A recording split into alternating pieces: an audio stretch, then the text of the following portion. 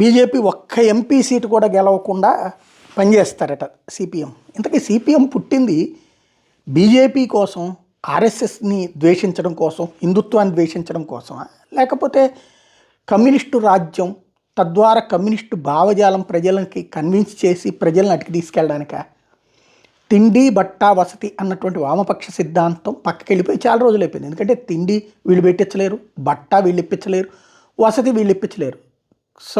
ఒక రాజ్యం అన్నటువంటిదే ఇస్తుంది. ఆ రాజ్యం మీద వీళ్ళు ఒత్తిడి తెచ్చి ఇప్పించడం ఆ రోజుల్లో సాధ్యంగా వీళ్ళు పోరాడినప్పుడు. కానీ ఇప్పుడు సంక్షేమ రాజ్యాలు, రూపాయి సంపాదన పెరిగింది కాబట్టి, పనులు వస్తున్నాయి కాబట్టి వీళ్ళు ఇవి కూడా చేస్తున్నారు. కేంద్ర ప్రభుత్వం వీళ్ళు ఇస్తుంది, కేంద్ర ప్రభుత్వమే భోజనాలు పెట్టిస్తుంది, ఫ్రీ కదా ఇప్పుడు రేషన్ కూడా. ఈ స్టేజ్లో నడుస్తుంటే ఇంకా వీళ్ళతో అవసరమే వచ్చింది, లేకపోతుంది.